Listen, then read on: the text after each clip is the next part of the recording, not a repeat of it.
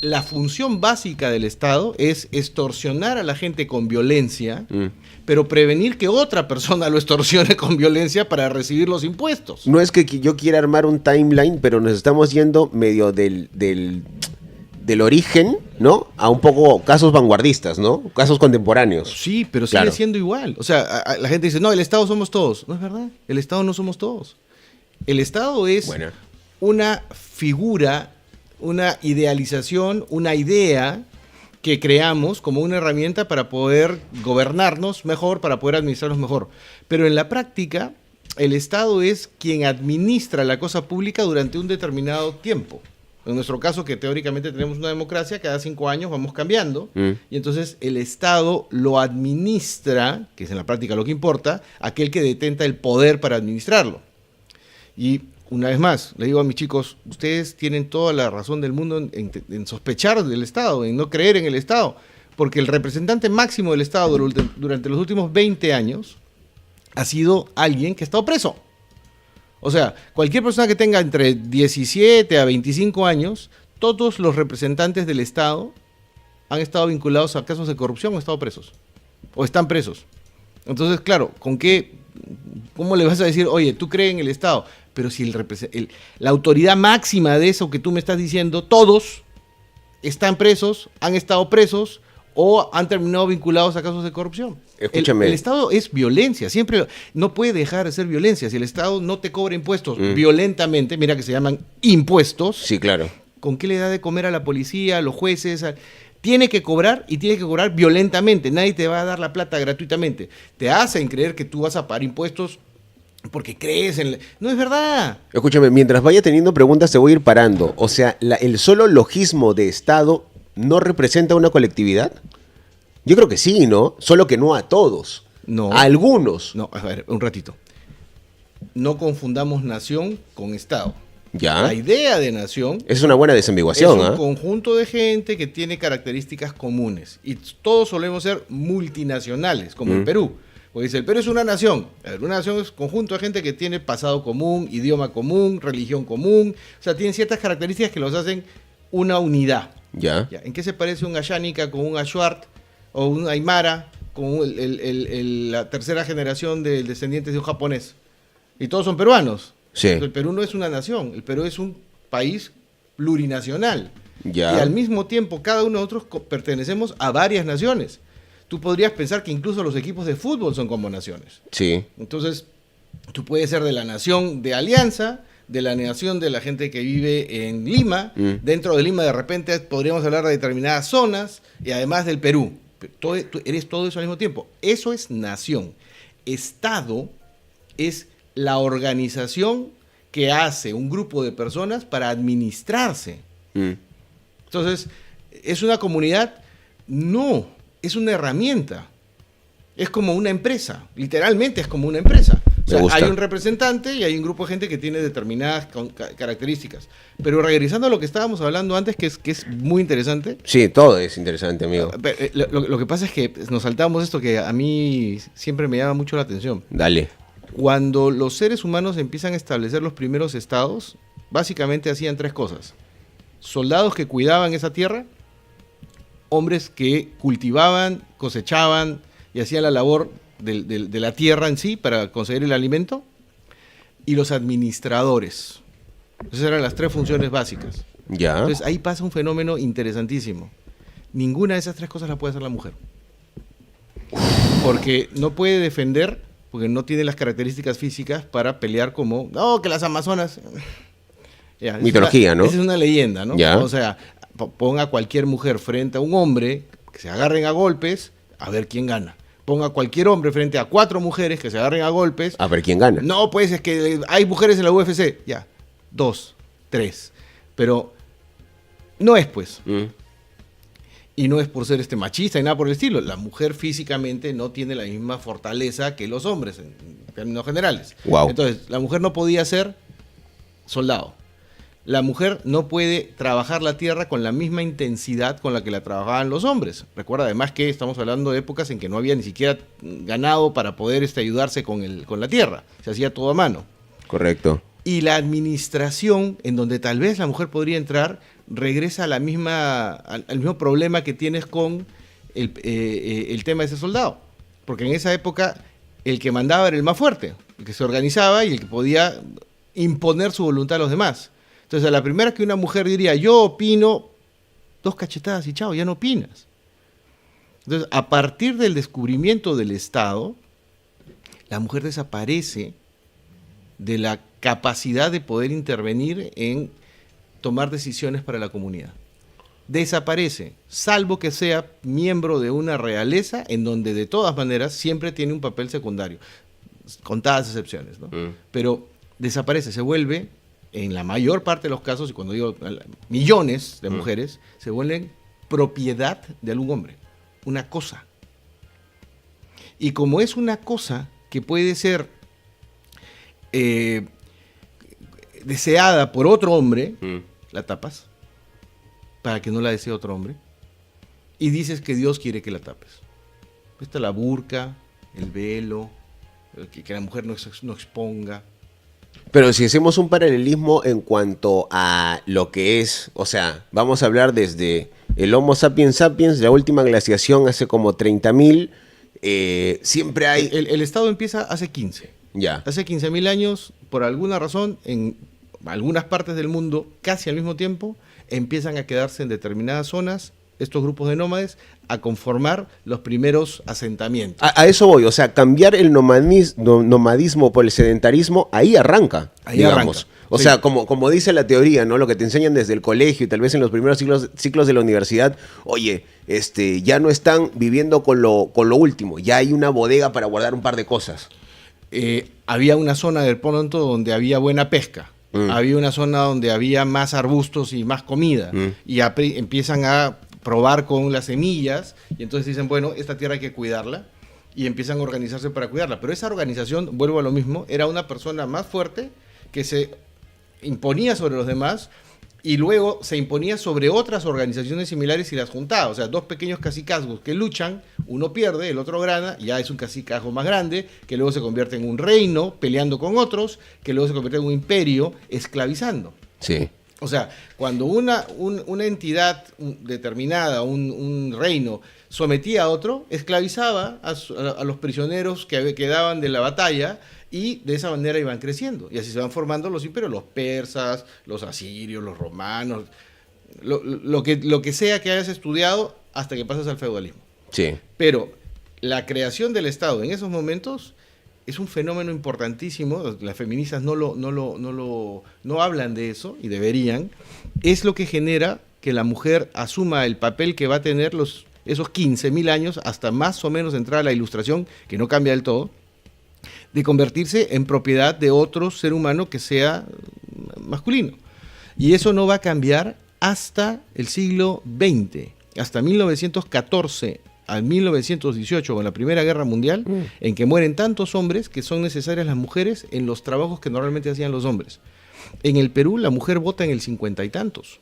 Pero estás marcando ese hito porque es una coincidencia, porque en el 14 mataron a Franz Ferdinand. Pero por eso es que empieza la Primera Guerra. Claro. Pero al margen de las razones por las cuales sucede la Primera Guerra, una de las tantas consecuencias que tiene es que al morir tantos hombres, por primera vez se necesita que se contraten mujeres. Yeah. Y la mujer, imagínate, una mujer en 1900 tiene promedio, 1905, 1910, de promedio 7 hijos, 6 hijos, no puede trabajar, porque además tiene que dedicarse a los hijos y al esposo. Claro. Depende exclusivamente del esposo. Si el esposo es una porquería, una basura, lo tiene que aguantar igual, porque ¿qué hace una mujer con 7, 6 hijos que no puede trabajar, sino simplemente soportar? Claro. Y de pronto le dicen, oye, ven a trabajar.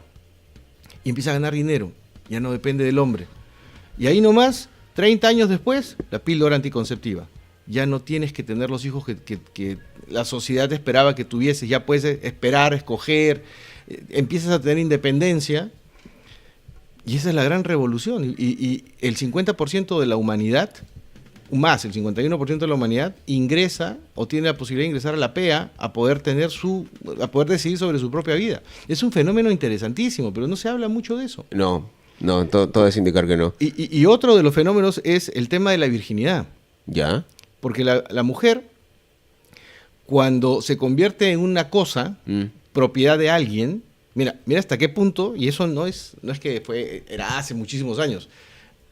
Mi mamá, y en el caso de la gente que es más joven, ¿no? La gente entre 15, 25 años, sus abuelas, cuando se casaban, si te casabas con un señor González, pasabas a ser de González. Claro. Eso decía tu DNI, sí. O sea, tu libreta electoral, ¿no? Claro, en esa época decía, ya usted ya no se apellida Rojas, ahora se apellida de González. O sea, le pertenece.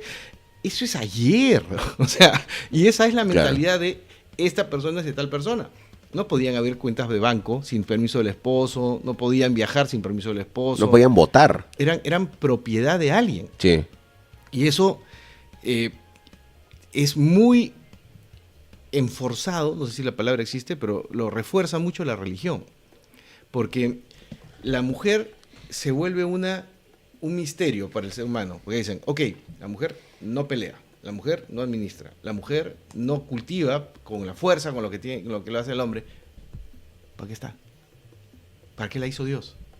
Entonces, hijos. Todas las culturas terminan diciendo para tener hijos, que es lo único que no puede hacer el hombre.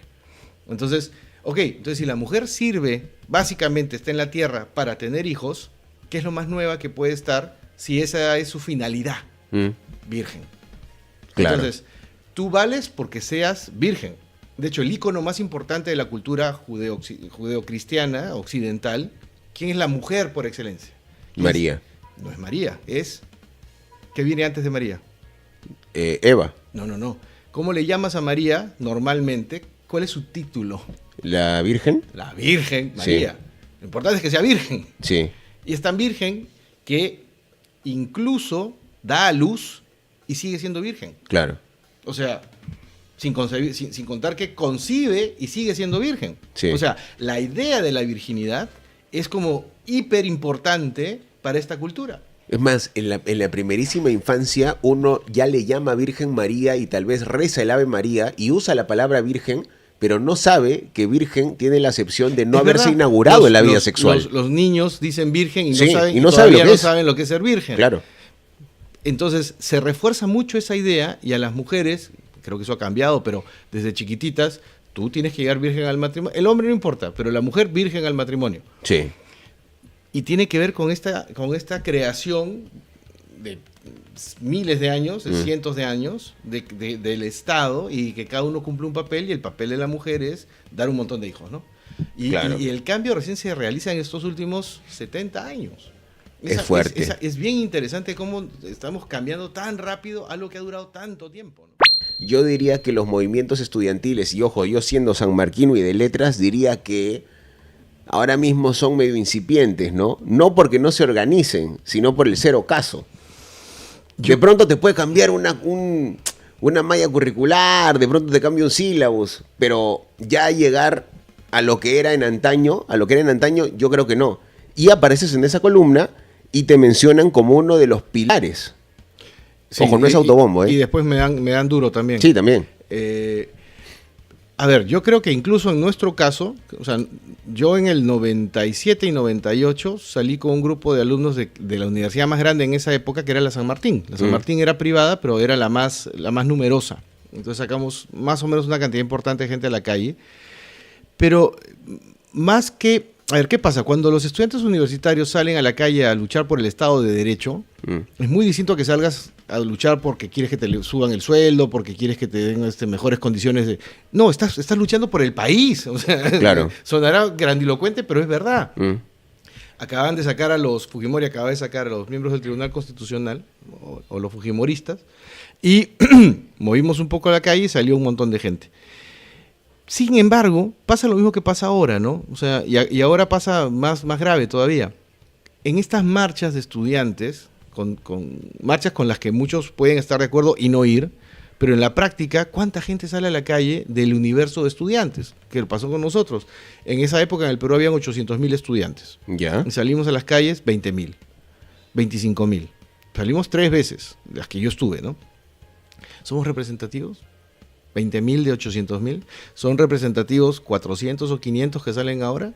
¿O lo son porque hay medios de comunicación, incluyendo redes sociales, programas en internet, que quieren levantar eso y entonces venden esa imagen y terminan siendo utilizados por las personas que quieren decir, está pasando esto, cuando en verdad de pronto no está pasando eso?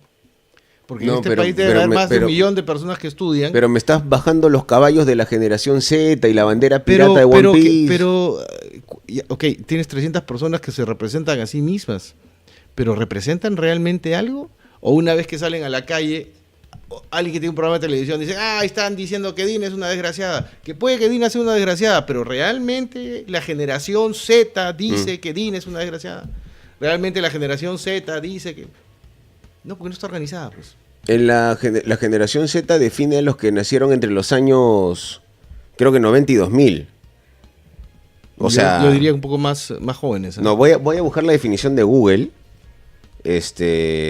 Yo creo que se necesita más organización y más información. Pero la generación Z, también llamada Centennials o Zoomers, comprende a las personas nacidas entre mediados de los 90 y principios de la década del 2010. Yo nací en el 91, soy generación Z, amigo. Sí, pues, serías generación Z. Sí. O sea, y ojo que tan chibolo no soy, ¿eh? ¿Y fuiste a marchar? No. Ya. La mayoría es apolítica, no le interesa la política y tienen derecho a que no les interese la política. A ver, te hago bien simple, ¿ya? De la generación Z, ¿más gente sale a marchar o más gente está viendo esto es guerra? Sí, pero estás comparando con el encendido de la tele, ¿no? Es más fácil hacer esto que salir a tomar las calles. Ya, sí. Ya, es lo que es, pues. Ya está. Bueno. O sea, qué bueno que haya gente que se organice, pero creo que se necesita mucho más para poder decir que la generación Z está metida en A, B, C o D. Hay un grupo de personas de la generación Z que está. Porque si tú te pones así, no sé si la palabra sea correcta, pero quisiera alargarle el término, chauvinista juvenil. Ya. Y no, pues, estás utilizando a un grupo de 300, 400, 1,000 chicos que salen a marchar para decir, todos están... No. Ojalá muchos lo hicieran, pero no, pues. Y ojalá no tomaran esas imágenes para decir, para que ellos digan qué es lo que están diciendo los de la calle. Ese señor está en la calle haciendo tal cosa. No, probablemente no. O sea, ojo, tal vez entiendo mal, pero estás diciendo que esto no se representan a sí mismos, o sea, prácticamente son invisibles. Y con todo el derecho. No, ¿por qué?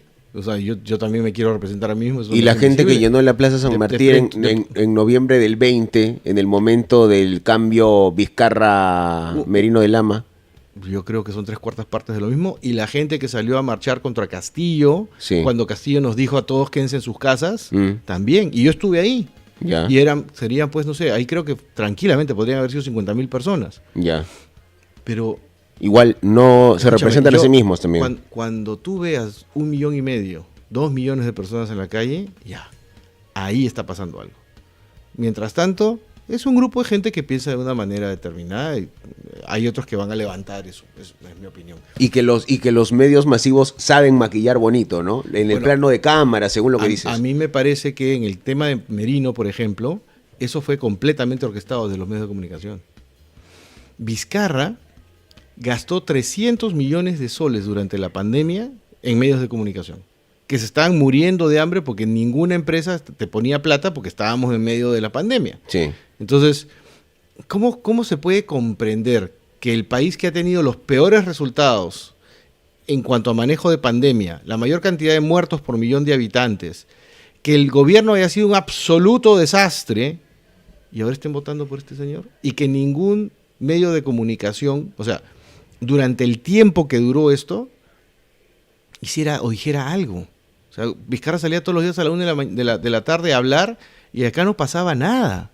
El único que yo escuchaba decir, y no estoy diciendo que vaya a votar por él, ni mucho menos, sino que simplemente quiero darle el reconocimiento que merece, es Philip Butters y Beto Ortiz. Son los únicos que decían que estaba pasando lo que estaba pasando. Vizcarra se vacunó solito él y su familia con unas vacunas chinas y les prometió a los chinos que no iba a comprar las vacunas serias, Johnson, Pfizer, o sea, las que fueran. Claro, las gringas, las alemanas. Exacto. Claro. Esa gente vino y dijo, ¿van a querer vacunas? No, no queremos, solamente vamos a comprar las chinas. Las chinas que eran malas, tenían una cantidad, una posibilidad de curarte o de prevenir que te enfermaras muy baja. Eran carísimas y nunca se ha podido saber cuánto gastó este pata en eso. Y por vacunarse él y comprar esas vacunas con la plata de todos los peruanos, demoró que llegaran las vacunas de verdad. Y en esos 2 o 3 meses que no tuvimos las vacunas serias, se murieron 150.000 personas. O sea, pero ahí que... O sea, y ese tipo puede ser presidente mañana. Sí. No, y es más, como él no puede postular o todavía no se define, hermano. La gente quiere votar ya no por Martín, sino por Mario Vizcarra. Ya. Entonces, ¿hay manipulación de los medios? Por supuesto que hay manipulación. ¿Por qué meten preso a Montesinos, entre otras 50 cosas? Porque le pagaba a los medios de comunicación cerros de dinero para comprar su línea editorial. Sí. No lo va a hacer de idiota o de loco, lo hace porque eso funciona. Vizcarra hizo lo mismo, solamente que sin la salita del zinc, con factura. Montesinos era digamos, versión peruana chola. ¿Era un Edgar Hoover, un Joseph Goebbels, un Maquiavelo? No, creo que él tiene su propia línea. Yo creo que ha creado su propio personaje. Ya va a salir también. Vamos a ver cómo se mueve el tablero con eso. Y yo creería que si sale Montesinos y postula, puede ganar. Tienes un problema también con la atomización, ¿no? Cualquiera que gane, o sea, en estas elecciones, probablemente los dos que pasen a segunda vuelta van a tener menos de 10% de la votación de los electores, con lo cual la representatividad es nula o bajísima. O sea, cuando Castillo sale elegido, en primera vuelta, el 89% de los peruanos no querían que él fuera presidente. Claro.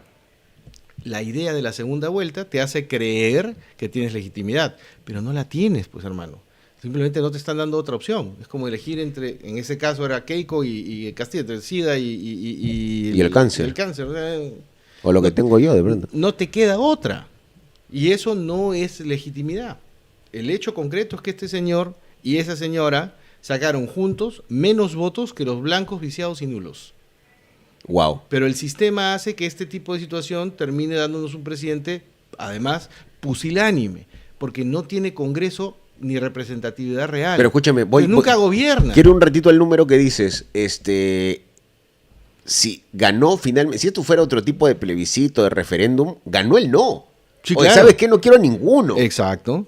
Sí. No quiero ninguno. Sí, pero no lo quieren aceptar, pues. La única forma de que eso cambie es que el voto no sea obligatorio.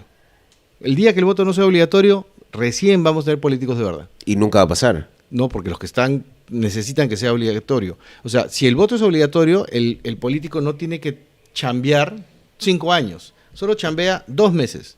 Mira, vamos a tener una elección en menos de 6 meses. Tú pasas por la calle. ¿Por qué? Porque 3 meses antes todo el mundo quema todas sus balas. Hacen fuegos artificiales, llaman la atención. La gente decide su voto porque tiene que ir a votar en la cola. Dice, tengo que ir a votar. Ping, ya está. Ahora, chao, hasta dentro de 5 años. Entonces, lo que tiene que hacer el candidato, que tampoco le queda otra opción, es hacer un montón de bulla en el momento exacto en que puedes conseguir la atención de la gente y que voten por ti. En lugar de convencer a un público determinado que sean seguidores tuyos de verdad, que sepan qué es lo que estás proponiendo y que voten por tu propuesta. Y que crean tanto en tu propuesta que ese domingo no se van a jugar una pichanga, no se van a comer un pan con chicharrón, no salen con la novia, no van al cine, sino que van a votar, convencidos de lo que están haciendo. Claro. El 90% de los peruanos van a votar en contra del sistema, con cólera, con odio, por el menos malo o por el que joda más. Escúchame, y un poco, digamos, porque hemos, cruzado por varios temas muy locos, ¿no podríamos también hacer una desambiguación entre esta marcha o estas marchas de la generación Z, ¿no? Generación Z, que ellos, bueno, dicen que se representan o no. Pero además tú estás cayendo en lo mismo. Ellos, te aseguro que una gran cantidad ni siquiera saben qué es eso. La mayoría. No creo. Pero ya el acceso a la bibliografía es gratis, amigo. ¿Y a quién le importa? ¿Quién está pensando en eso? ¿Tú crees que alguien se para que quiere salir a chambear a las 6 de la mañana, a tomar sus micros y dice, yo soy la generación Z? No, chino, eso. Esas cosas. Pero justamente eso nosotros iba. Que es como el Twitter. Que la gente que lee en Twitter y que cree que la política pasa en Twitter. No, es un mundito chiquito de unas personas que están metidas ahí. Pues, y que están pues no con funciona. El teléfono en la mano y está. Sí. ¿Cómo digamos, hermanamos esto con los paros de transportistas en contra de las... Ahí está, esa es una cosa interesante. No tienen nada que ver. Y deberían tener que ver. Ya. Es decir, si la sociedad se articula para buscar cambios, los estudiantes, los obreros, los transportistas... Pero van a decir terrucos. De repente. Pero eso ya es otra cosa. Porque cada uno va por su lado por sus propios intereses y no se dan cuenta que tienen intereses comunes. Claro. O sea, si la presión que pudieran hacer, no 300, no 1000, no 5000 estudiantes, sino, no sé, un mínimo de 100.000 estudiantes, saliendo al mismo tiempo, no solo en Lima, sino en Arequipa, en Trujillo, en Cajamarca, en Iquitos, y hay una movilización real, que una a los transportistas que tanto tiempo se han peleado, oye, no me quieres cobrar medio pasaje, y de pronto, ¿te imaginas lo bonito de lo simbólico? Los estudiantes ayudan a los transportistas con los que se han peleado toda su vida porque no les han cobrado medio pasaje, porque están de acuerdo en que de verdad se necesita que alguien haga algo. Pero porque no hay gobierno. Yo no te diría que en el Perú no hay sindicalismo radical. No hay un concepto de gremio, de sindicato. No existe. Sabes el que pueda. Y tampoco hay gobierno. La presidenta está tratando de ver cómo llega a 28 de julio sin que la metan presa y viendo cómo va a poder que no la metan presa también después de 28 de julio.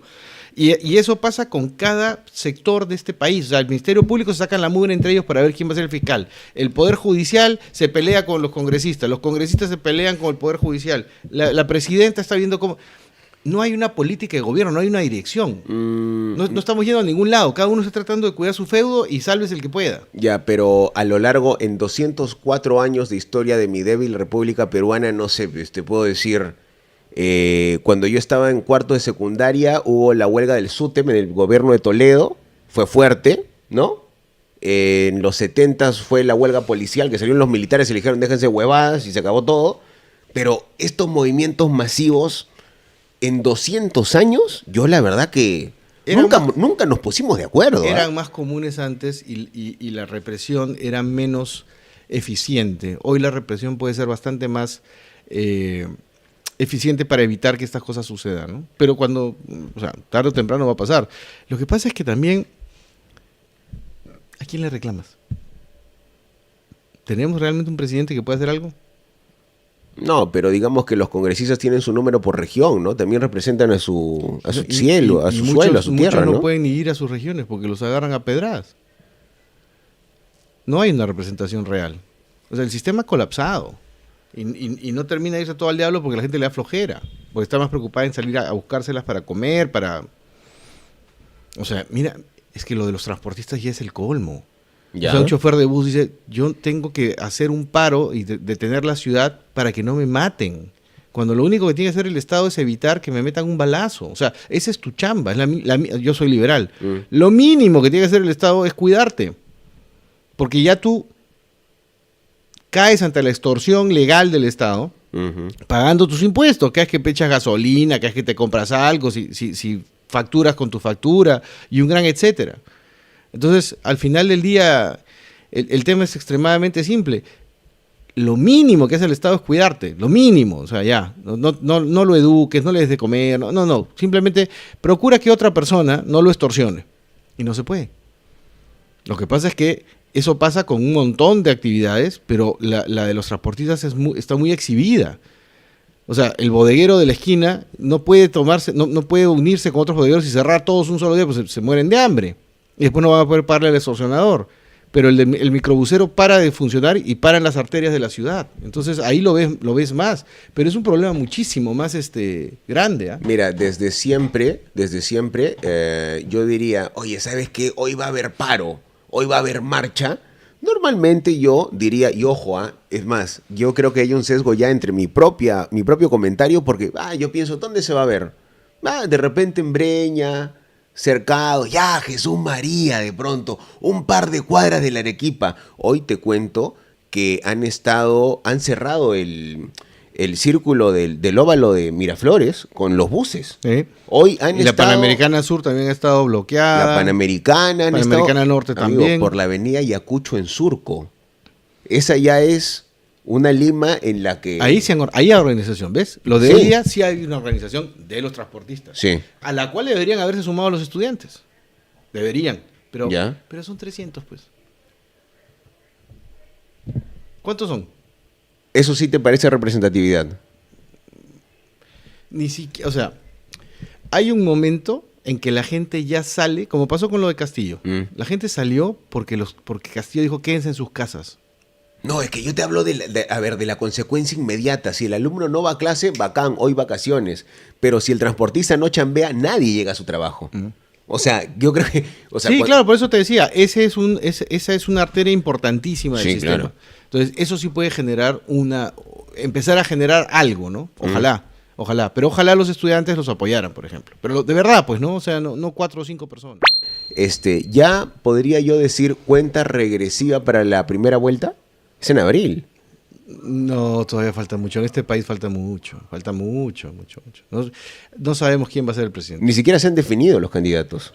No, teóricamente no. Claro. O sea, digamos, está el caudillo de cada partido que suena más, pero teóricamente no. Tienen que ir a internas, ¿no? De hecho, porque está un problema, porque sus estatutos... Normalmente la mayor parte de los partidos lo que están haciendo es los votos por delegados para asegurarse que el candidato que quieren sea candidato. Que no sea tan abierto. ¿A por qué no le han permitido eso? Entonces, Porky tiene que hacer un voto a un candidato. Y vamos a ver, pues en teoría lo deberían elegir a él, pero cabe la posibilidad de que pudieran elegir a otra persona. Pero ojo que Porky está punteando la intención de voto, ¿eh? Sí, bueno, según las encuestas. Oye, ¿y qué te parece el fenómeno Batters? Que, o sea, digamos que acá se da el lujo de hacer su gira de medios, tiene Radio PBO y todo, o sea, su propio medio de comunicación. Que tiene un montón de otros medios alrededor de todo el Perú, ¿no? Ah, claro, en los diarios del Grupo La Razón aparece su volada, ¿no? A diario. Hace años. Sí, hace años, pero... Cuando uno ve la intención de voto, se da cuenta, oye, solamente Batters 2%. Claro, Batters es Lima. No, yo no diría eso, porque casualmente PBO tiene, él lo dice todas las mañanas, pues yo lo escucho a él a veces, tiene no sé cuántos cientos de canales locales que retransmiten, pues claro, dice 500 repetidoras. Está regalando contenido, pues, ¿no? Y a esa gente le sirve, es útil, entonces... Yo creo que ese es un gallo tapado. Yo creo que las encuestadoras no están siendo objetivas, ¿no? No, pero nos vamos a dar cuenta en el momento que empiece su gira por el interior. Ya ha hecho cosas, ¿ah? Sí, pero... Ya se ha ido a Trujillo, ya se ha ido, creo que a Cusco. A Piura también, sí. Vamos a ver. Al sur vamos a ver cómo lo tratan, ¿no? ¿Pero crees que le vaya a alcanzar? Sí, yo creo que es posible. O sea, a ver, ¿quiénes creo yo que pueden estar peleándola? A ver. Que pasen la valla, ¿ya? Keiko... Batters, Porky, no sé si Carlos Álvarez se va a mantener, y ¿quién me falta? Acuña probablemente, y ojalá que mi candidato, ¿no? Mi amigo Rafael Belaúnde con Libertad Popular, que es el nieto. Es el nieto de don Fernando. Claro, del arquitecto. Que de los desconocidos creo yo es el más conocido, pero entre la gente que hace política todavía le falta exhibirse un poco. Ese es un problema que tienen la mayor parte de los candidatos, ¿no? Pero ¿qué te parece? Carlos Spa también está ahí en una situación parecida. Sí. Pero que, o sea, hay varios temas que son muy locos. O sea, me has mencionado algunos que de todas maneras su representatividad tienen. De todos ellos, yo creo que el que mayor número de congresistas tiene es Alianza para el Progreso de Acuña. Acuña está ahora mismo, muy mal visto, pero él va a necesitar poner una bancada y va a necesitar poner en las elecciones a los alcaldes, que son ahí nomás, también una cantidad de gente importante. Entonces va a poner lo que él sabe poner, pues, ¿no? Plata como cancha.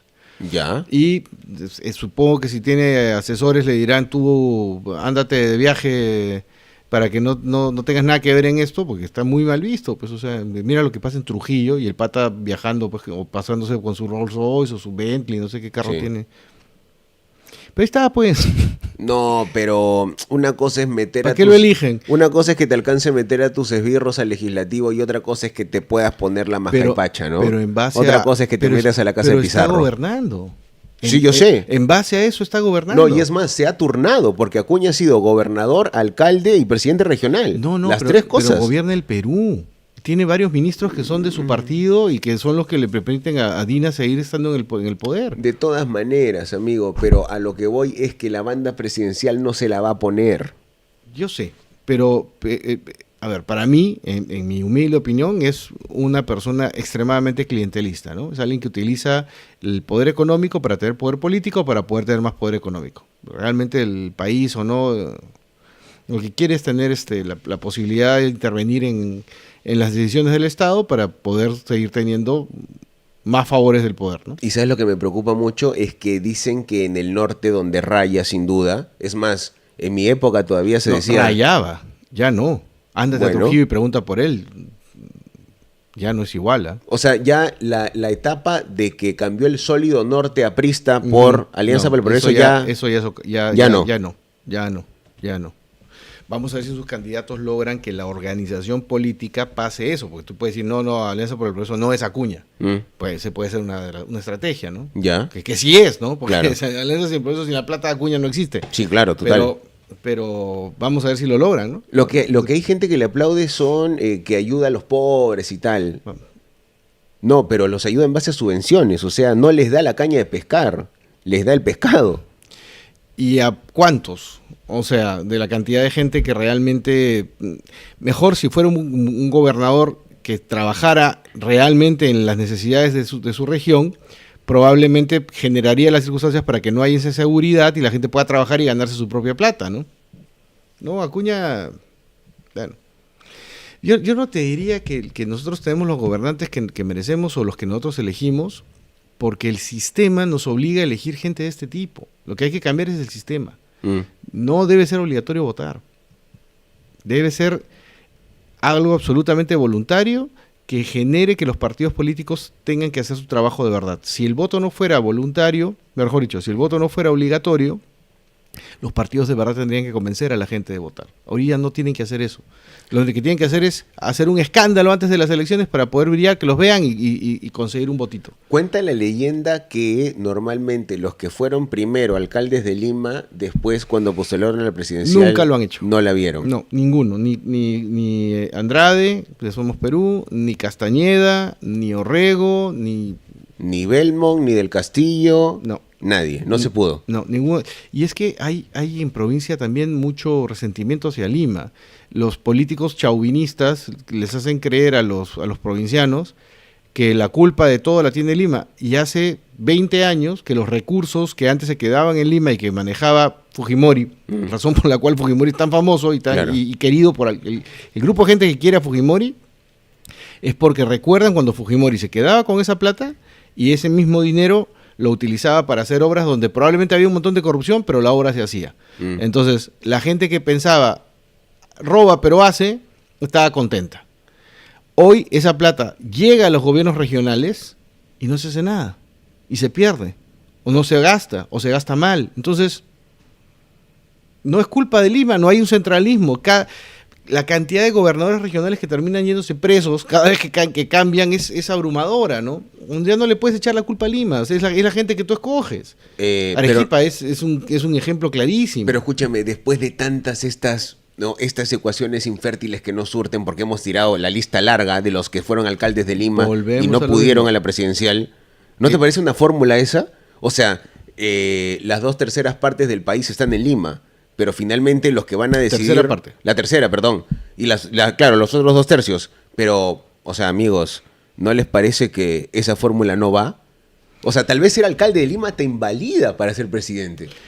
¿Quién en sabe? La práctica, tal vez haya la excepción a la regla, ¿no? ¿Quién lo sabe? Pero la votación normalmente es que Lima se divide, el norte es pro más o menos derecha y el sur es pro más o menos izquierda. Pero cuando las derechas están divididas, la izquierda gana. Ahora, han habido elecciones donde ha habido, o sea, tuvimos 2 candidatos de derecha, ¿no? Estaba Kuczynski y Keiko. Mira cómo terminó eso. Y después ha ganado Castillo. Pero el tema, creo yo, pasa necesariamente por evitar que el voto sea obligatorio. Una vez más vuelvo a lo mismo. Si el voto no es obligatorio, los partidos tienen que hacer su trabajo. Si el voto es obligatorio, puede salir literalmente cualquiera. Porque la gente está buscando... ¿Cuál es el que menos odio? ¿Cuál es el que menos, el que me desagrada menos para votar por ese? Keiko arranca, mira, es más, yo cuando estaba en 4º, 5º de secundaria, en las campañas, era Keiko todavía la última vez que fue al Congreso, porque todavía no tenía la edad para ir yo calculé 2008. Todas las veces que ha postulado, perdió contra quien sea que llegue. Y ojo, que el perfil de Castillo, de Kuczynski y de Humala, bueno, como decían, o sea, el tecnócrata, el militar y el profesor de Lavallejo, puta, no se parecen en nada. Entonces, es Keiko perdiendo contra quien sea. Contra un panetón, como dicen. Sí. Lo que pasa es que la gente odia el status quo, odia que los hagan ir a votar, odia a los políticos que ya conocen, y eso genera que voten por lo contrario a eso, ¿no? Que eso lo ha personificado en algún momento Castillo, Kuczynski. Es el antisistema, ¿no? El antivoto. Y yo creo que eso se va a repetir ahora. Yo creo que el ganador finalmente va a ser alguien que todavía no estamos mirando. ¿Cuál es el mérito de Keiko? Porque antes ella era como la cola de Alberto, Kenya. ¿Cuál es el mérito de Keiko? O sea, por sí sola. A ver, si queremos ser imparciales y al margen de lo que le hace bien o no al Perú, o lo que consideremos que le hace bien o no al Perú, ha mantenido cohesionado el partido. Ha puesto 70 y tantos congresistas en una ocasión, ha casi gobernado el país en base a eso, y ha mantenido durante 15 años bancadas que le han permitido mantenerse en el poder. A ver, si estamos hablando de política, la gente no debe confundir. La política es el arte de administrar el poder. Si lo haces para bien, para mal, eso no tiene nada que ver. Política, concepto, administrar el poder. Esta señora ha administrado poder. Con un rechazo importante, con un grupo de gente que, a pesar de eso, ha administrado una cuota de poder importante. Para bien o para mal, eso ya lo juzga cada uno, para mí, para mal. Pero el que lo administró, lo administró. O sea, cuando tú estudias la política como fenómeno, académicamente hablando, hay unos conceptos que tienes que manejar de esa manera, ¿no? El poder es la capacidad que tienes de que alguien haga algo que no haría por sí solo. Eso es poder. Política es la administración de ese poder. El poder político es cuando ya administras el poder del Estado. Es decir, el aparato del Estado lo utilizas para A, B, C, X. Y si estás hablando con esos términos, la mujer ha administrado poder. Igual tendríamos que decir pues que Vizcarra es un genio político. Pues se sacó de encima, por ejemplo, a otro genio político bastante más grande que él, diría yo, más importante, que fue Alan García. Ahora, eso no quita que para mí Vizcarra sea un personaje pues detestable, ¿no? Y se va a ir en cana. Ojalá. Wow. Yo no le deseo la cárcel a nadie, salvo a 2 personas, ¿no? Creo que Alejandro Toledo tiene bien merecida la cárcel y creo que Martín Vizcarra debería ir preso. Pero, vamos a ver, como político, Vizcarra, gran político. Entonces, oye, este es el lagarto, y saca su peluche de lagarto. Claro. Va a ganar votos con eso. No, pero ¿Cómo ya compites con eso? No, pero escúchame, últimamente estuvo en una preventiva muy, muy breve y cuando tú ves un poco el legajo y todo, escúchame, eran delitos que se le acusó ni siquiera cuando fue presidente, sino cuando fue gobernador de Moquegua. Ah, sí, gobernador, y luego fue ministro y luego fue presidente. Sí. Fue ministro de PPK, ¿no? Sí. Y ahí cobraba las coimas de lo que no le habían pagado como cuando era gobernador. Estaba terminado de cobrar las coimas, sí. Pero eso es de lo que lo acusan, ¿no? Me gusta porque ahorita no estamos yendo sobre lo justo o lo injusto, sino sobre lo probable y lo improbable. Y si Martín Vizcarra, ya, o sea, el repaso, ¿no? De las vacunas, de la familia, las vacunas chinas, de darle la espalda a las vacunas occidentales, de que la gente cuando estaba encerrada en su casa y muriéndose salían con cacerolas a cantarle cumpleaños. O sea, estuvimos ahí, muchachos. Estuvimos ahí. Había que correr por el toque de queda y todo lo demás. La muerte política de Pilar Macetti, todo eso. Pero, o sea, pese a que ha habido este gasto, ¿no? Vidas y vidas, ¿crees que lo haría bien? ¿Vizcarra? Sí. No, es una persona que quiere el poder por el poder para ejercerlo en beneficio propio, no. Ya lo ha tenido. Y ha tenido algo que no ha tenido nadie. Congreso cerrado, no tenía nadie que lo fiscalizara, podía gastar en lo que le dé la gana, y luego ha tenido a toda la población encerrada, muerta de miedo, para poder hacer lo que hubiese querido. Hizo todo mal. Wow. Sin contar la cantidad de casos de corrupción que no salen porque la prensa estaba comprada. Hay un momento de la República Peruana en la que la opinión popular no ha sido como de, oye, todo está hasta las huevas. No sé, de pronto la prosperidad falaz, el oncenio. Cuando Fujimori cierra el Congreso. Estaban felices. Había un optimismo de que íbamos hacia un sitio, ¿no? Había una dirección. Fujimori en el año 93, 94 empezaba a haber inversión, se inauguraban cosas y además también tenía los medios de comunicación comprados, ¿no? Entonces era otro país, ¿eh? O sea, yo me acuerdo, yo tomaba la 20, que era un bus verde, para irme a X sitio, y a veces llegaba al lugar donde estaba viajando sin haber subido al bus. O sea, te agarrabas de la puerta esperando que baje gente mientras el carro avanzaba, claro, colgado, y cuando bajaba gente tú podías entrar, pero a veces no llegaba a bajar gente y ya habías llegado al sitio y te bajabas nomás. Claro. Y un buen viajando día, en la puerta, en el umbral. ¿No? Sí, claro, colgado. Y un día salgo de mi casa y quiero tomar el bus y aparecen estos buses amarillos escolares que trabajan en Estados Unidos, que llevan a los chicos. Ya. Eso. Alguien porque Fujimori liberaliza todo. Alan García había prohibido la importación de autos y Fujimori dice que entren todos los autos, el que quiera trae su carro. Entonces se habrían encontrado pues unos buses de estos escolares que los remataban, los trajeron para acá y cuando un momento que te peleabas por subirte a un bus y de pronto los buses se peleaban para que tú te subas. Claro. Es cuando empiezan las famosas guerras de las combis asesinas, que por pelear pasajero terminaban atropellándolo. Esa es la génesis de las guerras. Ahí comienza, pero también traen buses. Pero en ese momento que tú no sabes que va a venir ese caos, lo que sientes es, por fin me puedo sentar. Viajo sentado. ¡Qué loco! Si alguien se siente identificado con esto, yo no sabía. Sí, claro. No sabía que un school bus gringo estaba recorriendo Lima. Lima. Varios. Y además ni siquiera los pintaban. Decía school y toda la cosa. Bueno, yo lo tomaba en Barranco, ¿no? Que es donde yo vivía. Pero el fenómeno se repitió en todo el país. O sea, habían demasiadas combis y empezaron a haber problemas sobre eso. Pero la gente estaba contenta de poderse sentar, de que ya no tenías que esperar 4 horas para poderte subir a algo, que había movimiento económico y todavía estábamos peleando con el terrorismo. Imagínate, wow. O sea, todavía reventaban bombas. Entiendo que no estás satanizando a Keiko, pero le estás quitando un poquito de... Pero Keiko no ha hecho nada. Ni bueno ni malo. O sea, más habría hecho malo, ¿no? Yo creo que, por ejemplo... plata se le pagó el MIT, amigo? Que Vladimiro se la daba en la mano. No, ok, pero eso no lo hizo Keiko, pues.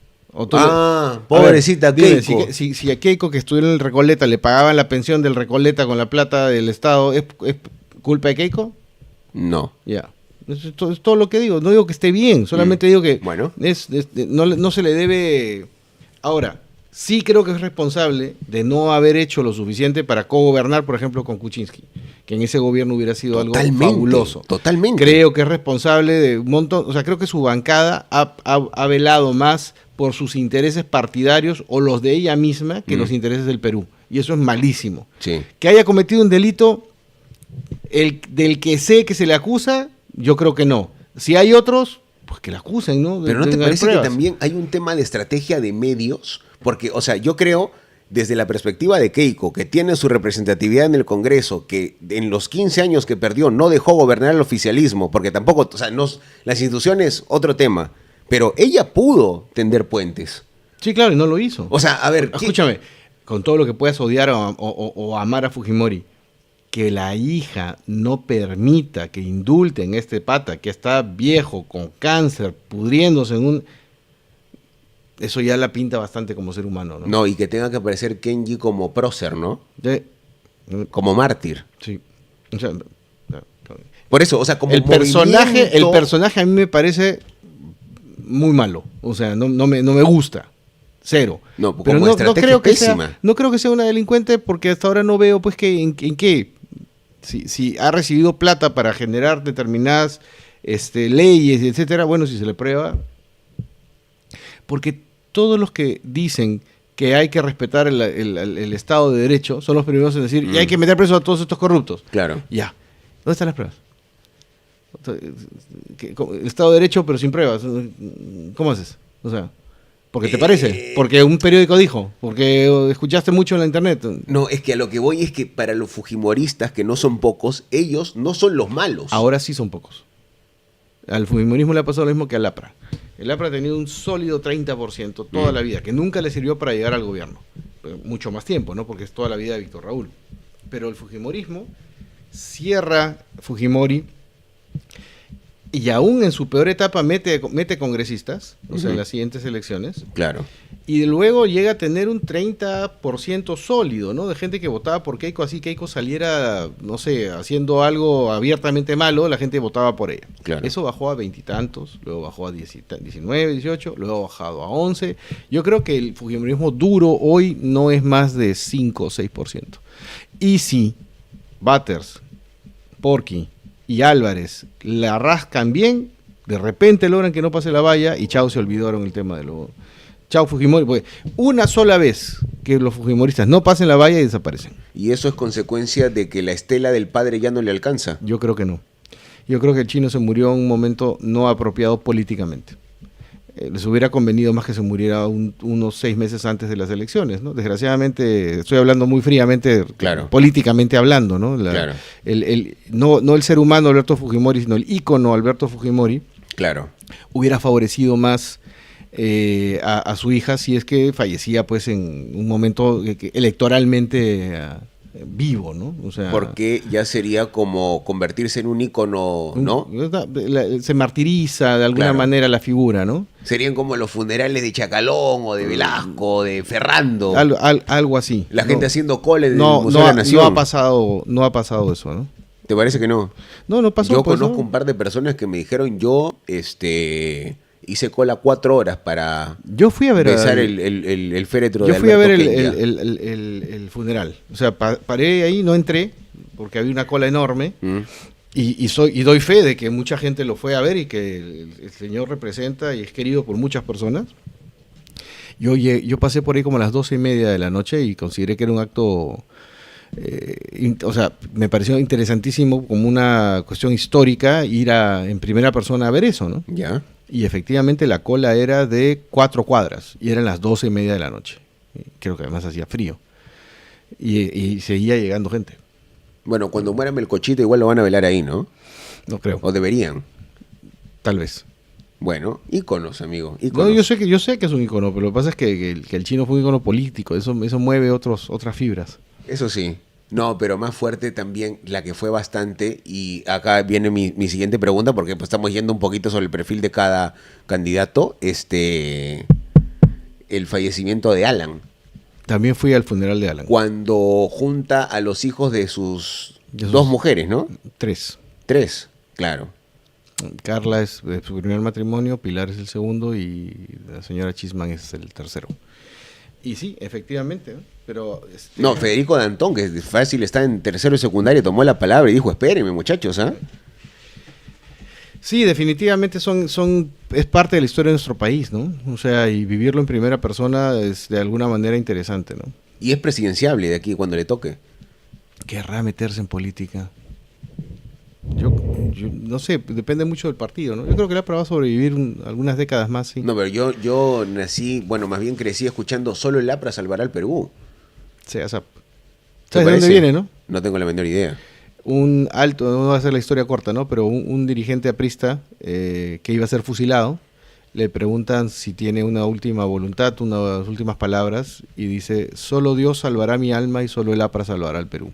Y eso se convierte en una referencia, un saludo entre los apristas que cuando se ven para reconocerse se dicen SEASAP. Ya. SEASAP significa solo el APRA salvará. Es el acrónimo, ¿no? Wow. Fuerte, ¿ah? No, el APRA ha sido un partido dogmático y muy cerrado, ¿no? Era, como estuvo en la ilegalidad mucho tiempo, los apristas se casaban entre apristas, iban a fiestas de apristas. Yo lo sé porque mi familia ha sido aprista. O sea, claro. A mí me han llevado a Alfonso Ugarte a desfilar de chiquito. Claro. Con el tiempo mi forma de ver... ¿Has cantado la marsellesa? Sí, un montón de veces, me la sé de memoria. Claro, en mi casa la cantidad de veces que han habido estas reuniones, sí. Yo creo que es un fenómeno muy loco y ojo, ya van 2 horas, así que es un lindo episodio, pero no puedo aguantarme decirte, es un fenómeno muy loco que justo el APRA, que busca la institucionalización del partido, o sea, de los símbolos, de los inmuebles donde van, ¿no? De las casas del pueblo, de los representantes, de ese gremio, de la pesada y la ligera, de los búfalos, de todo. O sea, es uno de los poquísimos, no sé, de pronto el PPC, qué sé yo, no sé si Acción Popular. Acción Popular también, Acción Popular tiene los coyotes. Pero de los poquísimos haya sido devorado por el absoluto caudillo que es Alan, o que fue. Pero es que antes así funciona ese partido necesita un caudillo y de hecho está buscando un caudillo que todavía no lo encuentra. Sí, pero allá no es un caudillo como Alan, ¿no? Sucedió a Alan García Alan precedió. Alan fue el sucesor de Víctor Raúl. Y el partido está en la búsqueda de alguien que suceda a Alan García. Sí, pero no va a heredar ni Mulder ni el Búfalo del Castillo, ¿no? No, ya son mayores. Son de la promo de Alan. Tiene que ser una persona joven que aparezca o no aparezca y el APRA muera, pues, ¿no? Termine de desaparecer, quede como un referente histórico de lo que fue, ¿no? Yo diría, soy más antiaprista que Odría, pero soy alanista. Ah, eres alanista. No, o sea, me empila la figura de Alan. En la campaña del 2001, cuando él mismo toma la palabra y hace el segundo soliloquio de La vida es sueño, puta, yo creo que puso, o sea, le dio envidias al propio Segismundo, ¿ah? El tipo era crack.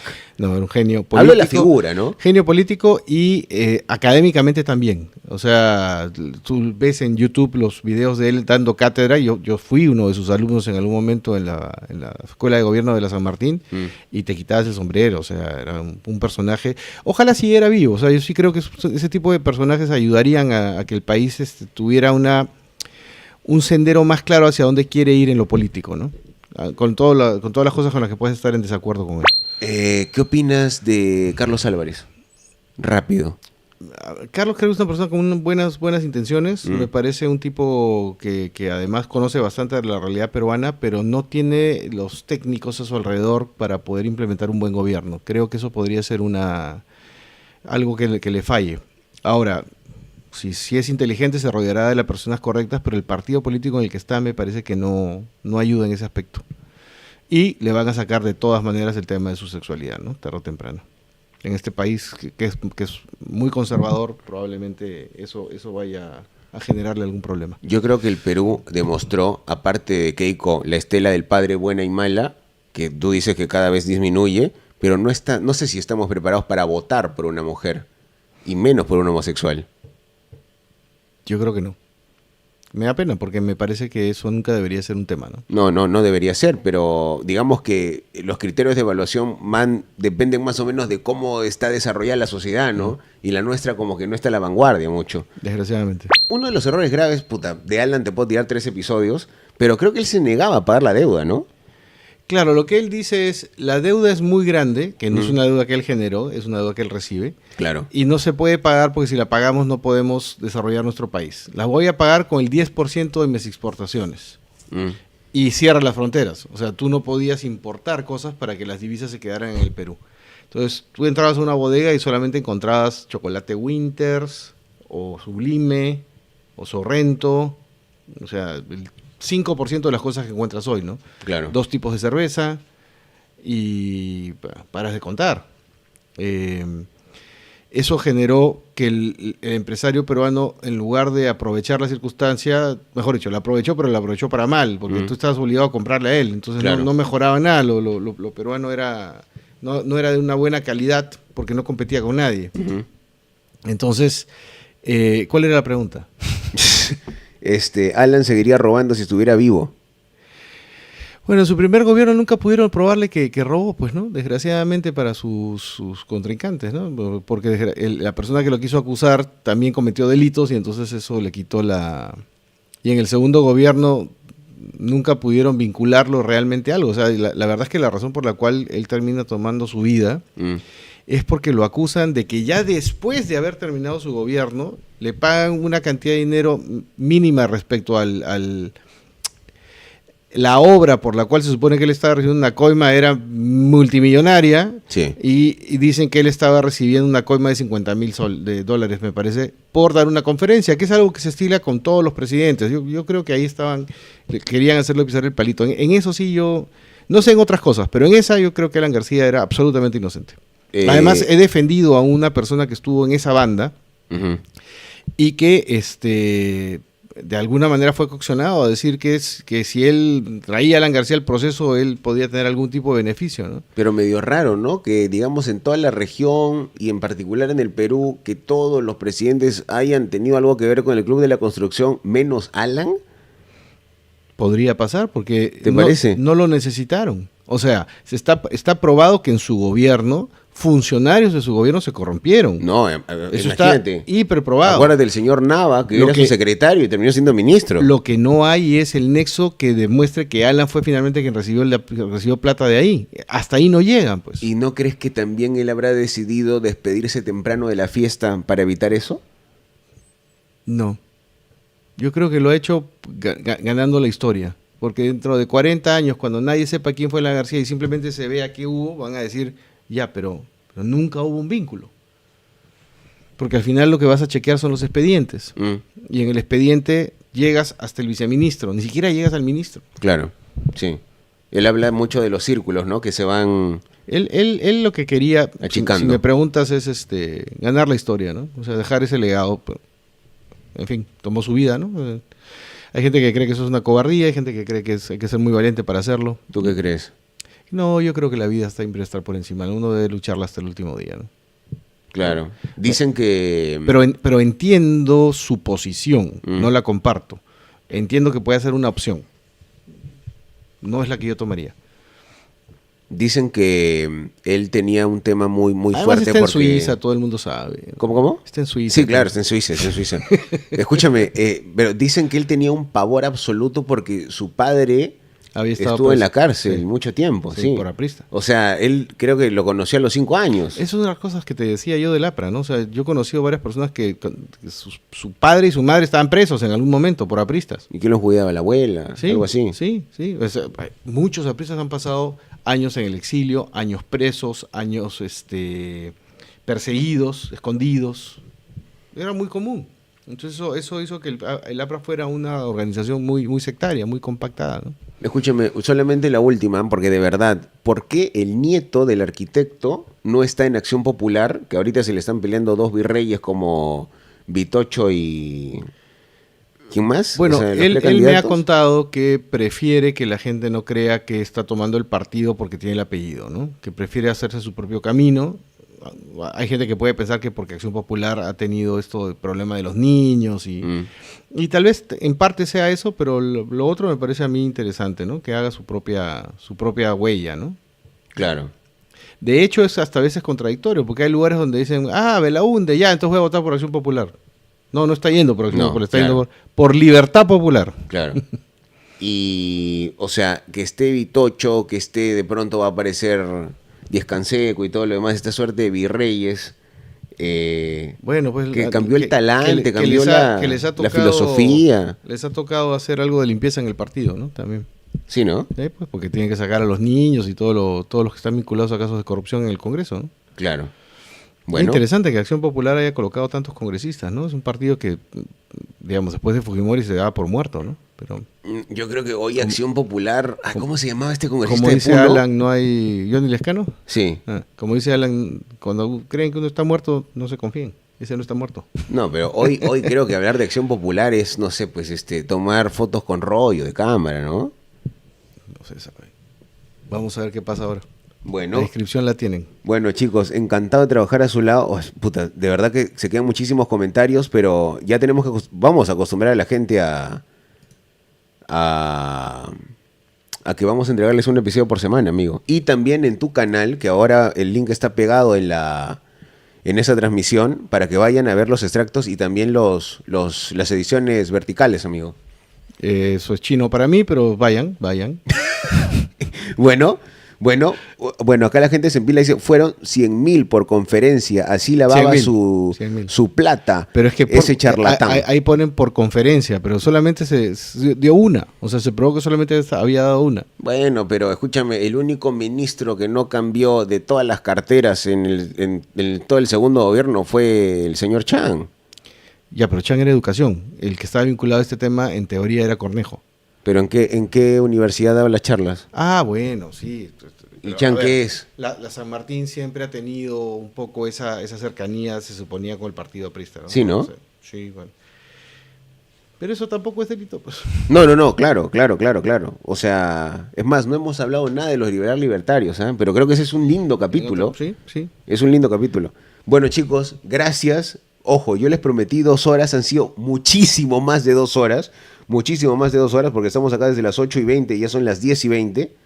No, sí, desde las 8:15, sí. Ya tienen 120 minutos. Yo con este podcast me voy a dormir. Y esperen los extractos en el canal de Martín del Pomar. Gracias, amigo, encantado. Gracias. Gracias por la oportunidad.